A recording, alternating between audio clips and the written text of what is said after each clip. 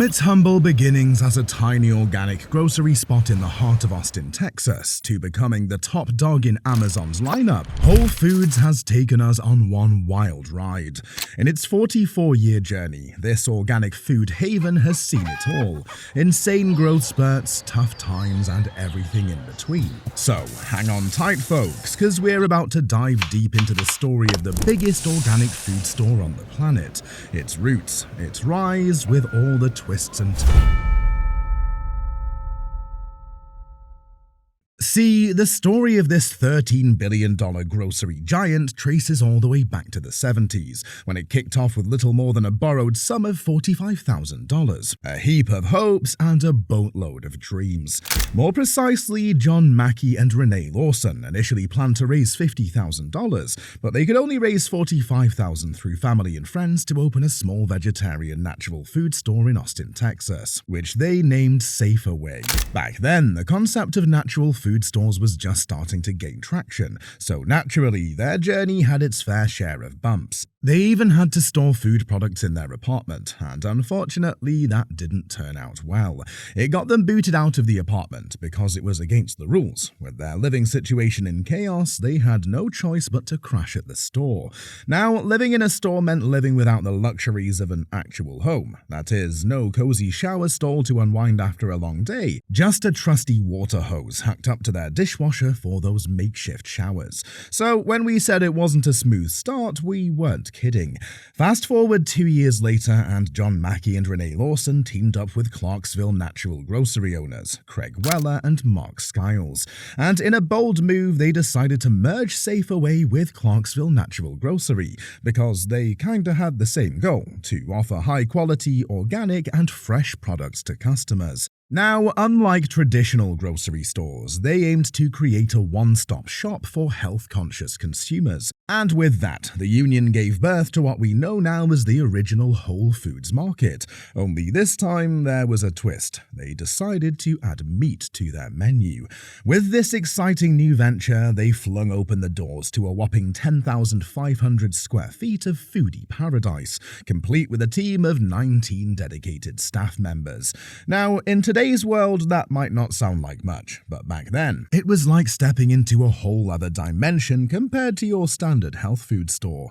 And just like that, Whole Foods set the stage for a revolution in grocery shopping. But trust me, their story was far from over. Scratch that. It was just the beginning. Like any successful empire today, Whole Foods had its fair share of ups and downs, and the first one hit less than a year after they were born. On May 25th, 1981, Austin was hit by the worst flood it had seen in 70 years. And sadly, Whole Foods Market took a beating. Its inventory was ruined, equipment damaged. By the end of the flood, losses stacked up to a staggering $400,000. And to add insult to injury, the store had no insurance. But thankfully, here's where the community spirit kicked in. Customers, neighbors, and staff rallied together, rolling up their sleeves to repair and clean up the damage. But it wasn't just the locals lending a hand. Creditors, vendors, and investors stepped up to help Whole Foods get back on its feet. And you know what? Just 28 days later, they were back in business, stronger than ever. After 3 years of grit and grind, Whole Foods Market was ready to take its show on the road beyond the borders of Austin. This expansion meant that the company needed more hands on deck. In 1984, they took the plunge and opened their first branch in Houston, followed swiftly by another in Dallas later that same year. As you can imagine, this growth spurt meant they needed more hands on deck. By the end of the year, their team had ballooned from a humble 19 folks to a whopping 600-strong crew. But here's where it gets juicy. Much of Whole Foods' growth wasn't just organic, pun intended. Nope, they were all about mergers and acquisitions. They'd swoop into new markets by snapping up local chains and giving them that signature Whole Foods makeover. For starters, in 1989, they swooped in and scooped up the Whole Food Company in New Orleans. That move marked their first big step outside of Texas. And just a year later, they set their sights on the sunny shores of the West Coast, opening up shop in Palo Alto, California. But that's not all. They weren't content content with just dominating the grocery scene. Nope, they wanted a piece of the stock market pie too. So in 1992, they offered shares of their stock to the public for the very first time at a price of $2.125 per share. At the time of their stock market debut, the chain boasted 12 stores spread across Texas, California, North Carolina, and Louisiana. In the blink of an eye, Whole Foods went from a local gem to a national sensation within the next decade, and they did so with their usual strategy of snapping up existing local or regional natural food chains like hotcakes. First up, they took over Wellspring Grocery in North Carolina, followed by Bread and Circus in Massachusetts and Rhode Island. Then they added Mrs. Gooch's in Southern California to their shopping cart, and the list goes on. Fresh Fields in northeastern and mid-Atlantic states and Illinois, Bread of Life in Florida, Merchant of Vino in Michigan in the same year, and Harry's Farmers Market in Georgia, just to name a few. After a decade of relentless expansion, their hard work paid off big time. In 1997, they hit a major milestone by surpassing $1 billion in revenue, and just 2 years later, in 1999, they celebrated the grand opening of their 100th store in Torrance, California. As Whole Foods stepped into its third decade, it wasn't slowing down one bit. It continued to gear up for even more growth through strategic acquisitions. It kicked off 2000 by snagging Natural Abilities, aka Food for Thought in Northern California. With each new addition, Whole Foods was expanding its reach and solidifying its presence in key markets in the US. With the departure of then-President Chris Hitt and Regional President Rich Cundiff of the Southern California region, Whole Foods underwent some internal changes. John Mackey, the mastermind behind it all, stepped up to the plate and promoted A.C. Gallo, President of the Northeast region, and Walter Robb, President of the Northern California region, to co-chief operating officers.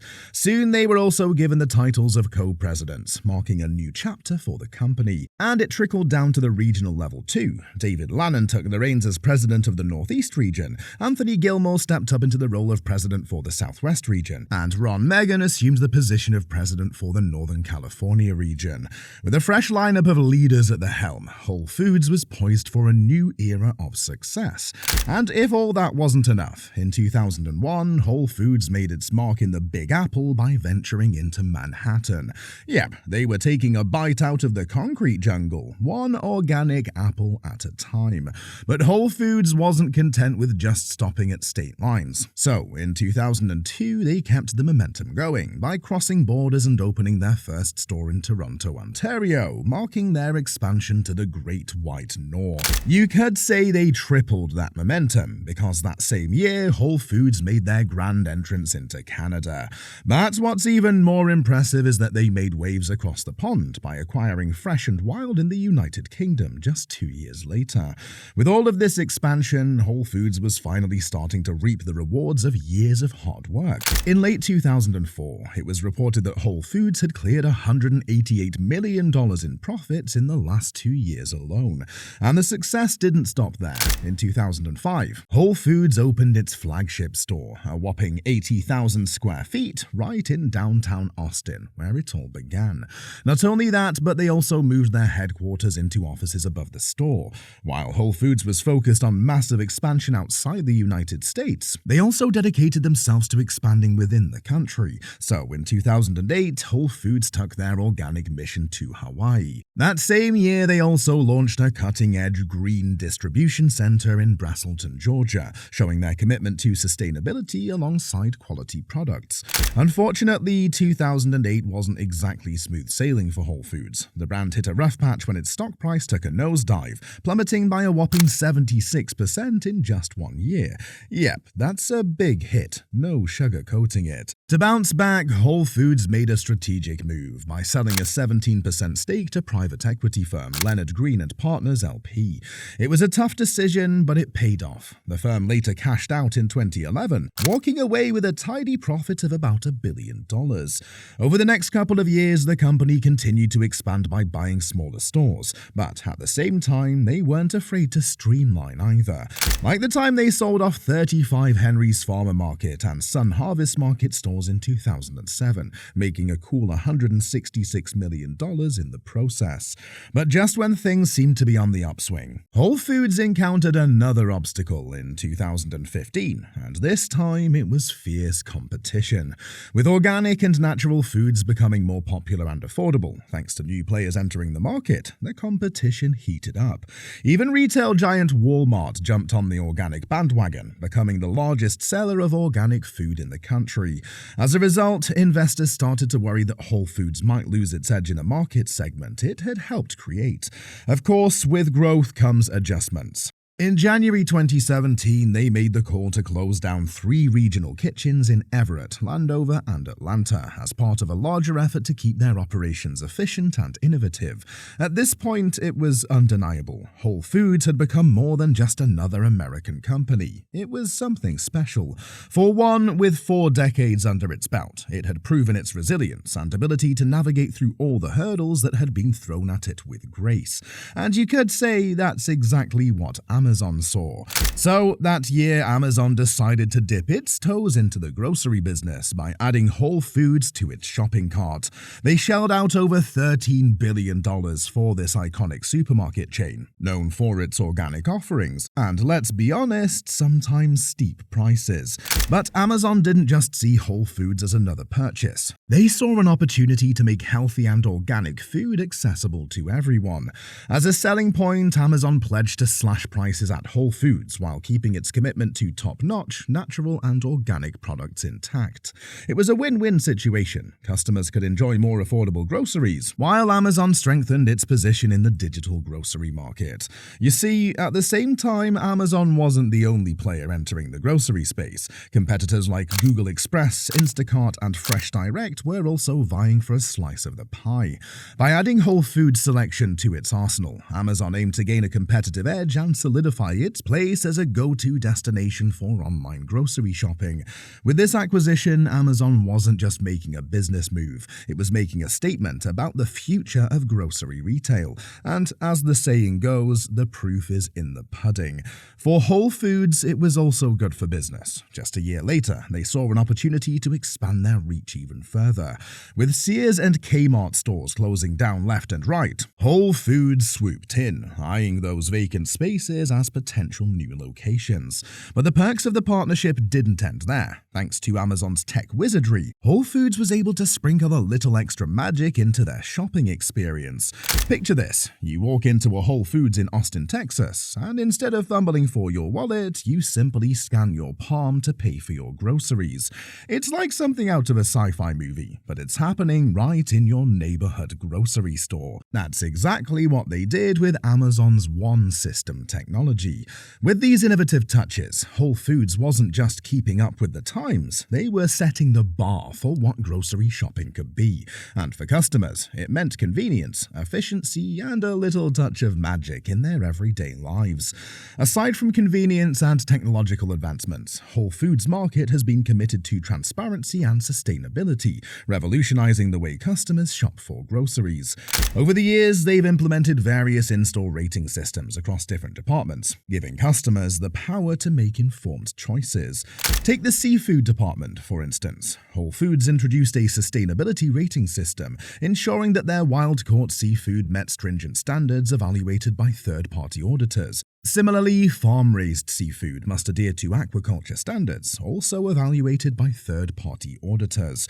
In the meat department, Whole Foods partnered with the Global Animal Partnership to establish a rating system focused on animal welfare, assuring that their meat products come from sources that prioritize humane treatment. When it comes to produce, Whole Foods doesn't cut corners. They've developed a rating system that evaluates farming practices, including environmental impact, GMO transparency, worker safety, and and fair wage practices. This allows customers to support farms that align with their values.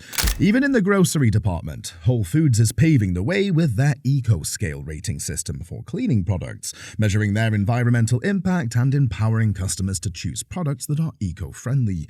These rating systems aren't just about labels, they're about empowering customers to make choices that align with their values. And Whole Foods is continuously working to expand these efforts, with plans to introduce more rating systems in other departments. It's all part of their commitment to providing customers with the tools they need to shop consciously and responsibly. And with this, it's really difficult to find a brand that stands a chance in comparison. So there you have it, folks. When it comes to the organic food business, Whole Foods leads and others follow.